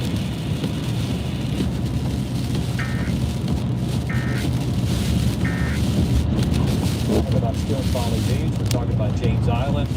We've had numerous reports in James Island a while ago, 6.56 inches, and I would venture to say that we're a lot more than that right now in many of the rain gauges. So over towards Harborview, Camp Road Estates, Seaside, move up towards Ashley Forest, Chesterfield. There's Maybank Highway, River Road, heading down towards Johns Island, and then crossing over towards Guatemala.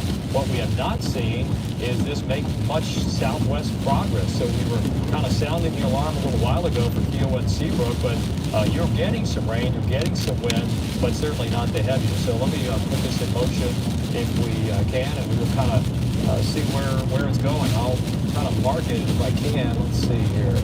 And if we're going to draw a line, like right here, and you can see that basically that rain area has been either along the line or just to the east and north of the line, so not much has changed. All the flashing polygons, we got to mention those because those are flash flood warnings or advisories like the aerial flood advisory. So there's a lot going on here, and the winds, we haven't really talked about the winds recently. In addition to the rain, we've got quite a bit of wind. In fact, I'm looking at talking about Libby over Berkeley Electric. They sponsor our weather network, and they've helped us put weather stations all over the area. And the weather station here in Channel 2, 7 a.m. our highest gust was 42, 37 at 8 a.m., 44 at 9 a.m., 45 at 10 a.m., and at 11 o'clock, the last report of the end, our highest gust here in Channel 2 is 48 miles per hour. And I know that may pale in comparison to some of you who have seen wind gusts well into the 70s and 80s. So, again, that's where we are right now. I'll kind of back out a little bit so you get a larger perspective and put this in motion. as outside I can see our building, I can feel our building almost move. So we're still getting very high wind gusts. I'll be interested to see if we can top that 48. I have a pretty good feeling that we will. So that's the latest here from the Weather Center. We encourage everybody, as you've been doing, just to keep it right here with Storm Team 2 and News 2. Our teams are out in the field. Our teams are right here in the studio. Josh Marthers has been here since early this morning, taking a bit of a break. We'll see Josh back here in just a few minutes. But I know we're going to send it, I believe, over to Carolyn and Brendan for the latest on what's happening from the other side. We're all hearing it in the News 2 studio, so we're not quite sure what it was. That was actually thunder, but that is the wind just ripping outside our studios here at the base of the Ravenel Bridge in Mount Pleasant. And we've got a very secure, massive building. If you've ever visited us here at Channel 2, and yet we are feeling the effects of it and hearing it, certainly. Let's go back to Katie Augustine. She has a bird's eye view of what's going on. She is in downtown, well, I should say the business district part of Isle of Palm. She has been all morning and is this afternoon talking about the conditions there. Katie? Hey, Brendan and Carolyn. Well, one thing that we probably all have in common right now is just how much of the wind that we're feeling and that we are hearing, too. Like you said earlier, it sounds like thunder, but it's not. It's just that wind whipping through the area. Fortunately, we still have power here on the Isle of Palms, at least where we are. I know at least about 300 people elsewhere on the island do not have power. I checked the outage map a moment ago. Over 1,000 people on Sullivan's Island with Dominion Energy also waiting to get power restored. So a big thank you to those linemen who are out working to do that. But let's take a look at these waves. This is what we've been talking about all morning long.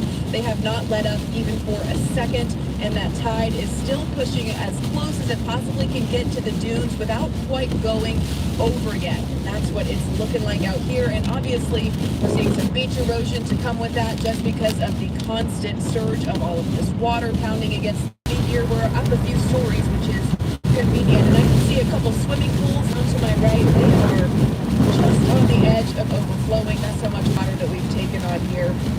Rip current's very strong. Not advised to go out on the beach. Fortunately, no one that I can see is on the pier at the moment or on the beach. But we still see those trash cans rolling around, so hopefully we'll be able to get those after the storm passes through a little bit.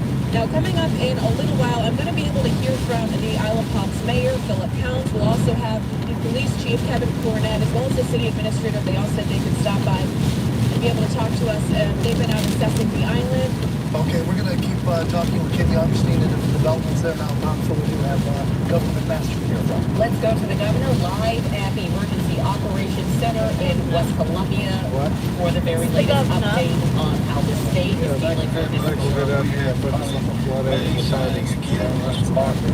with this.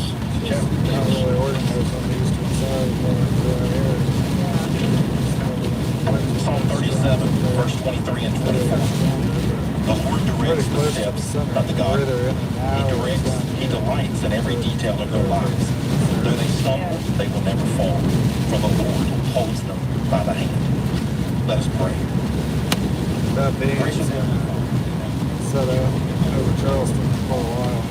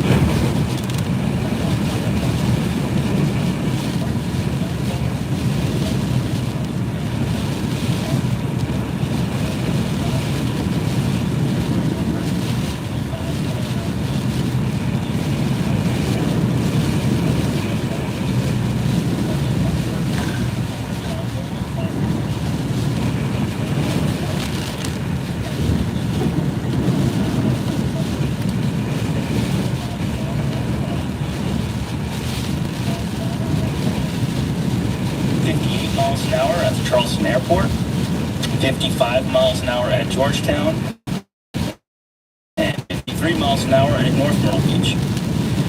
The strongest winds will occur this evening across the northern Charleston Tri-County area, up through the Grand Strand and PD. With areas along the coast near where Ian makes landfall potentially seeing wind gusts up to 80 to 90 miles an hour and 50 to 70 miles an hour farther inland along the track. Tropical storm force winds will extend west through the Midlands. These winds have already downed numerous trees and power lines across parts of the state, and this report should become more widespread as Ian shifts inland and the destructive winds develop. Storm surge flooding is already ongoing as well across much of the South Carolina coast, with reports of inundation in many coastal communities, especially along the central and northern portions of the coast. Peak surge values of 4 to 7 feet of inundation are expected north of Isle of Palms, with lower values south of there, generally up to 2 to 4 feet. Storm surge flooding will be most problematic through mid-afternoon, but could certainly linger through the evening. Areas in and around McClellanville, Georgetown, Dubuque County, Pawleys Island, Garden City, Litchfield, and Cherry Grove will be most affected. The storm surge will occur on the Front, the Back Bays, and Idle Creeks.